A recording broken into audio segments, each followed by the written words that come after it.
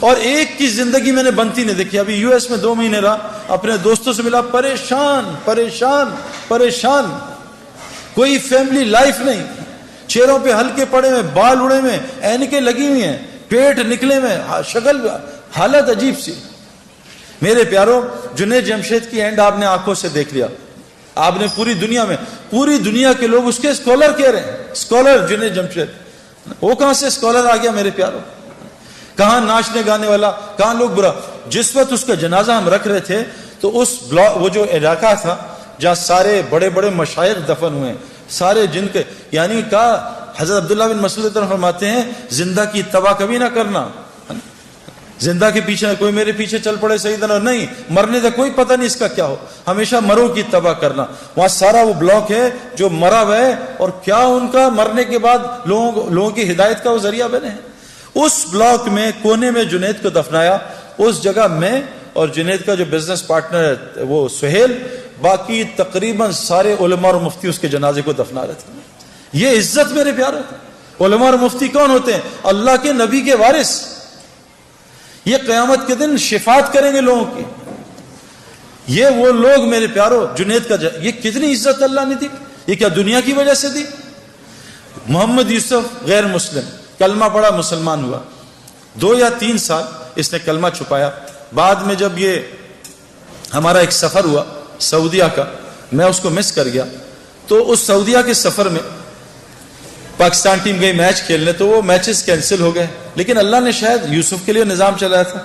یوسف کو پتا چلا سارے کعبہ دیکھنے جا رہے ہیں, وہاں ٹی وی پہ ہر وقت طواف چلتا رہتا ہے. یوسف نے راشد لطیف سے کہا یار مجھے بھی کعبہ دکھا دو, میری بیوی مسلمان ہے. انہوں نے کہا تمہارے پاسپورٹ پہ تو غیر مسلم لکھا ہے. کہا مجھے مسلمان کر دو تو میں کچھ کر دو. تو یوسف نے مولوی طارق جمیل صاحب کو فون کروایا. مولوی طارق جمیل صاحب کو اللہ جزائے خیر دے. یوسف کی ساری ترتیب بنائی کہ عربوں کو کہا دیکھو یہ میرا آدمی ہے, یہ بہت بڑا کرکٹر ہے, بہت بڑا, اس کا وہ بناؤ, اس کا پیپر, یہ مسلمان ہے, اس کا پیپر بناؤ اور اس کو عمرہ کراؤ. جب انضمام کہتا ہے میں نے یوسف کا ہاتھ پکڑا. ہم تو کیونکہ اتنا پولیوشن ہو چکی ہے نا, ہمیں تو نظر ہی نہیں آتا نور, ہم تو پولیوٹڈ ہے نا. جو آدمی گوبر کے میدان میں بیٹھا اس کو گوبر کی بدبو تھوڑی آتی ہے نا. جو آدمی پرفیوم کی دکان میں بیٹھا اس کو خوشبو تھوڑی آتی ہے پرفیوم کی. گاڑی میں بیٹھے, گیلی گاڑی ہے, بدبو آ رہی ہے, 5 منٹ بیٹھے گاڑی کی بدبو ختم ہو جاتی ہے. ہم اتنا ظلم دیکھ رہے ہیں, ہم اتنا آنکھوں سے حرام دیکھ رہے ہیں, ہمیں کچھ نظام نظر ہی نہیں آتا کہ اللہ کا نظام کیسے چل رہا ہے, رزق کیسے ملتا ہے, یہ بیماریاں کیوں آ رہی ہیں, یہ پریشانیاں کیوں آ رہی ہیں. ہم تو سمجھ رہے ہیں سیکیورٹی مسئلہ ہے, ہم تو سمجھ رہے ہیں حکومت والے خراب ہیں. غلط, بکواس, سب غلط. کیونکہ ہماری دل اتنا اندھا ہوا ہے کہ ہم اللہ کو ہٹا کے سب کو کہہ رہے ہیں حکومت نے یوں کر دیا, ڈاکٹر نے یوں کر دیا, پولیس نے یوں کر دیا, فوج نے یوں کر دیا. او بھائی, ہم اتنا پولیس فوج کو بول چکے ہیں کہ ہم فرشتوں کے یقین سے نکل چکے ہیں کہ فرشتے بھی کچھ ہوتے ہیں. ہمیں کتوں کا یقین ہے, آیت الکرسی کا یقین ہے کہ آیت الکرسی سے حفاظت ہوتی ہے. تو محمد یوسف کا ہاتھ انضمام نے پکڑ لیا, اور محمد یوسف کی بیوی کا ہاتھ انضمام کی بیوی نے پکڑ لیا. کہا یوسف میں نے خود یہ ایکسپیرینس کیا ہے, مجھے سعید بھائی نے بتایا تھا, اور یہ حدیث میں آتا ہے کہ جو آدمی کعبے کو پہلی دفعہ دیکھے, اور میں قسم کھا کے کہنے کو تیار ہوں, میں نے کعبے کو پہلی دفعہ دیکھ کے جو دعا مانگی تھی وہ اللہ تعالیٰ نے ایسی قبول کی میں آپ کو بتا بھی نہیں سکتا.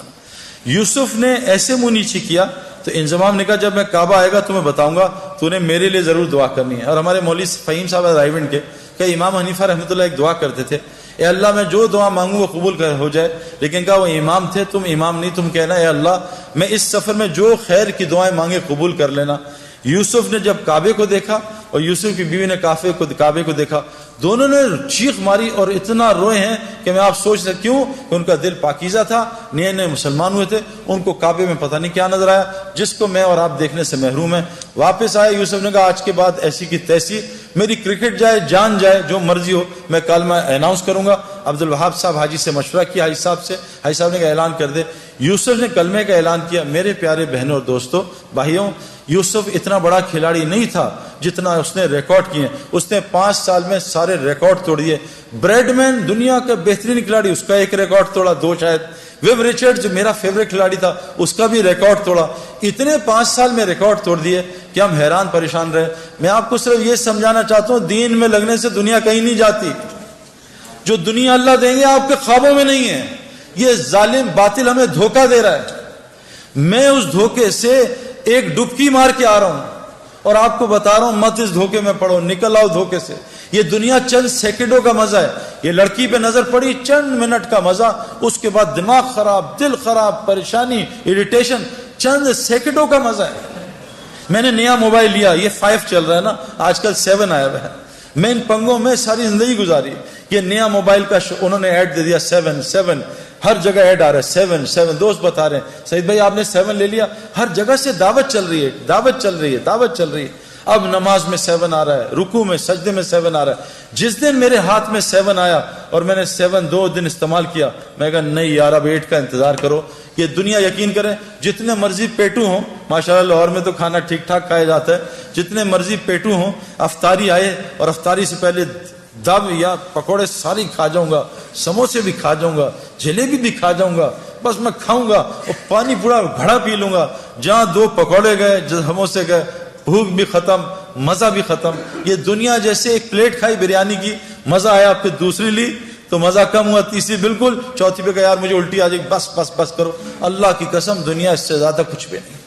آج ہم سب دنیا سے آخرت بنانا، دنیا بنانا چاہ رہے ہیں، نہیں بنے گی اگر ہم آخرت کی محنت میں لگ گئے. اگلی مثال یہ انضمام الحق پاکستان کرکٹ ٹیم سے نکال دیا گیا، مجھے کپتان بنایا. ان کا سب کو سلیکٹ کرنا، انضمام کو سلیکٹ نہ کرنا. میں نے انضمام الحق کو، ہمارے ایک دوست ہیں پہلے ٹی وی کے فلموں کے اداکار تھے نعیم بٹ صاحب، میں نے ان سے کہا کہ انضمام ابھی بہت غصے میں ہے اور یہ بیچارہ ایک امتحان میں ہے، اس کا اب یہ لوگوں کو رگڑا نہ دے دے. آپ اس کو، حالانکہ انضمام کو غصہ نہیں آتا لیکن آتا تو بہت آتا ہے. میں کہا انضمام کو لے کے آپ اس طرح کرو کہ آپ چلے جاؤ اللہ کے راستے میں. انضمام نے 10 دن لگائے، سارا غصہ نیچے آیا اور 10 دن لگانے کے بعد اللہ کے راستے میں 10 دن لگانے کے بعد اس کو اللہ نے واپس کپتانی دی اور 5 سال میں پاکستان کے ٹاپ کیپٹنز میں شمار ہونے لگا. پہلے اننگز میں جا کے 326 کیے. میرے پیاروں میں یہ نہیں بتا رہا، یہ کوئی کرائٹیریا نہیں ہے، لیکن جس وجہ سے میں اور آپ ڈرتے ہیں نا میری دنیا جائے گی، واللہ ہماری دنیا وہ بنے گی جو ہم سوچ بھی نہیں سکتے. حاشی معاملہ. چلو میں تو بڑھاپے میں دین میں آیا نا، میں تو 37 بڑھاپا یہ کرکٹ کا، وہاں مجھے دین کی شکل 35 میں آ کے لوگوں نے بات کی، 37 کی ایج میں میں نے اللہ کے راستے میں وقت لگایا. میں 35 کرکٹ کا بڑھاپا ہے، سپورٹس کا بڑھاپا ہے. حاشی معاملہ ایک ٹین ایجر، اس کو ساؤتھ افریکنز نے کہا ہم تمہیں کرکٹ کھلائیں گے، تمہیں اتنے $1 ملین رینٹ دیں گے، تمہیں یہ دیں گے، تمہاری یہ لائف ہوگی، تم نے بس ایک شراب کا اسٹیکر لگانا ہے. اس نے کہا لعنت بھیجتا ہوں کرکٹ پہ، میں اللہ رسول کا حکم نہیں توڑ سکتا. آج حاشی معاملہ ساؤتھ افریکن کا موسٹ ریسپیکٹو سٹیزن بنا ہوا. کیوں؟ یہ کیا ذلیل ہو رہا ہے حاشی معاملہ؟ میں 40 دن گیا جماعت میں، 2 مہینے بلکہ، ساؤتھ افریقہ، کچھ دوستوں کے ساتھ جماعت میں ہم گئے. جب مجھے ڈربن میں انویٹیشن انہوں نے دیا کہ آ کے یہاں بات کو اسٹیڈیم میں، اس کی ٹیم کے کھلاڑی بھی تھے اور مختلف قسم کے وہ اسکوررز اور کامنٹیٹرز. ہاشم عاملہ بھی وہاں جہاز سے اترتے ہی میرے پاس پہنچ گیا، حالانکہ لمبے سفر سے تھا. اسے کسی نے بتایا سعید بھائی جو ہے، سعید انور جو ہے وہ ڈربن اسٹیڈیم میں اسپیچ کر رہے ہیں. جنید جمشید مرحوم اور ہم ساتھ تھے جماعت میں، تو ہمارے ساتھ میری آ کے بات سنی.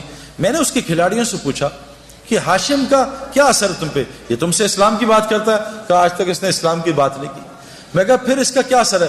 کہا جب ہم میچ ہارتے ہیں یا ڈپریس ہوتے ہیں یا ہم جلدی آؤٹ ہو جاتے ہیں، فیلر ہوتا ہے، ہاشم معاملہ جب نماز پڑھنے لگتا ہے نا اور جب قرآن پڑھنے لگتا ہے، ہم اس کے چہرے کی طرف دیکھتے ہیں، اس کے چہرے کو دیکھ کے ہمیں سکون ملتا ہے. ہم سوچتے ہیں اس کے اندر کتنا سکون ہے.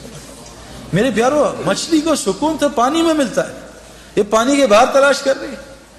کتنی مثالیں آپ کو دنیا کو دوں. میں نے ان آنکھوں سے میں آپ کو کیا بتاؤں کہ جو لوگ تبلیغ کا، دعوت کا صحیح کام کر رہے ہیں، میں نے امریکہ گیا ہوں، میں پوری دنیا پھروں. اللہ تعالیٰ دنیا میں ان کو، کیوں کہ اللہ نے قرآن میں فرمایا ہے جس کا مفہوم ہے کہ جو بھی نیک عمل کرے گا، چاہے عورتیں ہوں یا مرد ہوں، اللہ قرآن میں کہہ رہے ہیں جو بھی نیک عمل کرے گا، عورت ہو مرد ہو، شرط مومن ہو. اللہ کہہ رہے ہیں لام اور نون قرآن میں جہاں آتا ہے اس کا مطلب ہے اوبلیگیٹری ہو جاتا ہے، اس میں کوئی ڈاؤٹ نہیں ہے. اللہ کہہ رہے ہیں لام اور نون ملا کے کہہ رہے ہیں کہ میں ضرور بالضرور 200% میں اس کو حیات طیبہ کہتے ہیں جنت فردوس کی زندگی کے ایپیٹائزر کو، میں اس کو دنیا میں بسر کرواؤں گا، جنت کی زندگی یہاں بسر کرواؤں گا. آج مسلمانوں پہ زندگی جو ہے وہ جنت کے نہیں ہے میرے پیاروں. کیوں کہ آج مسلمانوں میں کیا ہے؟ دیکھو جنت کی زندگی کے علامات ہیں. جہنم کی زندگی کے علامات ہیں. جب سردیوں کے ریکارڈ ٹوٹنے شروع ہو جائیں علامت ہے کہ ٹھنڈی جہنم سانس لے رہی ہے کہ ان کو میرے پاس بھیجو. جب گرمیوں کے یہ جو الگ الگ چیزیں آ رہی ہیں نا وہ اپنی جگہ، میں آپ کو قرآن اور حدیث کی باتیں سنا رہا ہوں. جب گرمیوں کے ریکارڈ ٹوٹنے لگیں سمجھ لو جہنم جو گرم ہے وہ سانس لے رہی ہے، جہنمیوں کو اپنی طرف بلا رہی ہے. آج پوری دنیا میرے پیاروں یہ اس کا شکار ہے. جنت کی زندگی کیا ہے؟ الا قیلا سلاما سلاما، الا قیلا سلاما سلاما. ہمارے اندر سے سلام ہی ختم ہو گیا. جہاں سلام سلام سلام ہو یہ جنت کا ماحول ہے. جہاں گالم گلوچ غیبت جھوٹ بد نظری یہ جہنم کا ماحول ہے. جہاں تو میں لڑائیاں جہنم میں یہی ہوگا. تو نے مروا دیا تیری وجہ سے ہوا، تیری وجہ سے میں فیل ہو گیا، تیری وجہ سے کاروبار میں نقصان ہو گیا. یہ جہنم کی علامات ہیں. جیلوں کا بڑھ جانا، ہسپتالوں کا بڑھ جانا، کورٹ کچہریوں کا بڑھ جانا، مسلمانوں کا آپس میں لڑنا، میرے پیاروں یہ علامت جنت کی نہیں ہے. یہ جو تبلیغ کی محنت ہو رہی ہے نا یہ اس لیے محنت ہو رہی ہے کہ ہم ایسی وہ محنت کر لیں جو حضرت محمد صلی اللہ علیہ وسلم نے صحابہ پہ کی. اللہ نے 35 سال کی صحابہ پہ محنت پہ ان کو وہ دنیا دی کہ 70% دنیا ان کے قدموں میں آ گئی تھی. مدینے میں ایک آدمی زکوٰۃ لینے والا نہیں تھا. عمر بن عبدالعزیز جو تابعی تھے ان کے زمانے میں پورے افریقہ میں ایک زکوٰۃ لینے والا آدمی نہیں تھا. میرے پیاروں اگر ہم صحیح دین پہ آ جائیں اللہ ہمیں وہ دنیا دے گا جو آپ سوچ بھی نہیں سکتے.